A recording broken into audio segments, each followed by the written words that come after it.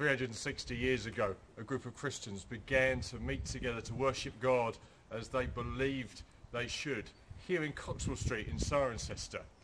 And over the years, they moved from first meeting in a house into their first chapel, which was built in the 18th century, and then the Victorians built the chapel that's behind me now that many of us know so well.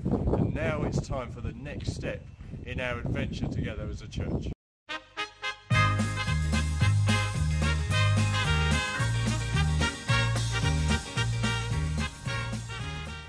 So, Marty, what's happening at the half-time there? Well, thank you very much. Here at Coxwell Street, they've had quite a good first half, but you know it's time to replace her now with Chesterton Lane for the second half of this amazing history. So, Cirencester Baptist Church. So, what do you reckon? What do you reckon Chesterton Lane can bring on for the second half that we really need now? Chesterton Lane will provide a lot more versatility.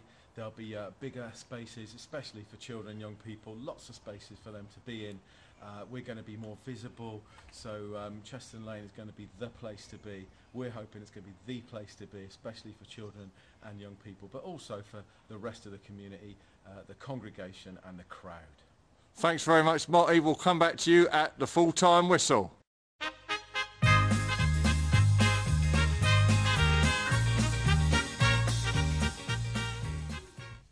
So, Steph, you're in charge of the very busy Friday under fives. How many children and parents do we see here every week?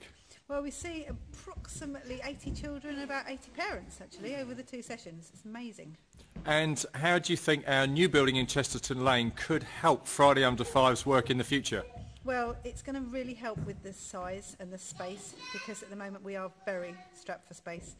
Queuing up for coffee time is a bit of a nightmare all in that room, because it's just not big enough. And of course parking. At the moment the parents are having to walk in, or they're having to pay for parking and then having to dash off.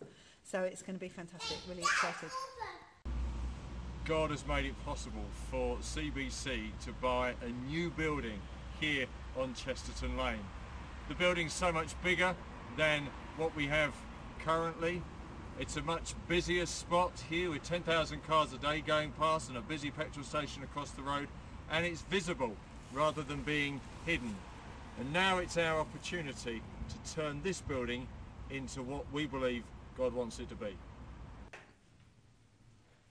So, where do we go from here? We've now bought this place. What do we need to do?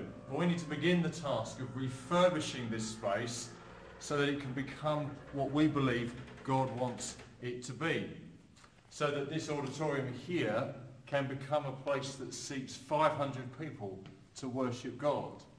And all the various rooms throughout this building are going to be fit for purpose for children and young people, both on Sundays and throughout the week. We want to open up this space so that the community can come in, perhaps for coffee, for a cafe, and different groups from across our area can come and make use of these facilities. So what do we need to do to realise the vision for this new building? Well, the first thing we need to do is we need to pray, and that's for all of us to do. Pray to ask God to help us.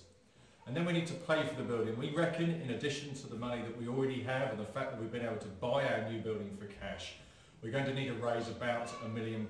So how do we do that? Well, there's 4 things that we can be involved in together. Not 5, not 3, but 4. Number 1 is, and this is perhaps the most valuable, is that you and I can think about whether we can give monthly gifts towards our new building. This will really help us to plan and help us as we seek to get loans for our new building as well. So consider whether you can do that. Secondly, some of us can give single one-off gifts towards the new building. Thirdly, we can be involved with and thinking about fundraising. There's already been some great ideas that have started for that. And fourthly, cash in the attic, where people have given items to be sold, is continuing, and we can think about things that we can give ourselves. So, Pete, we need to raise about £1 million to refurbish our new building. How are we going to go about doing that?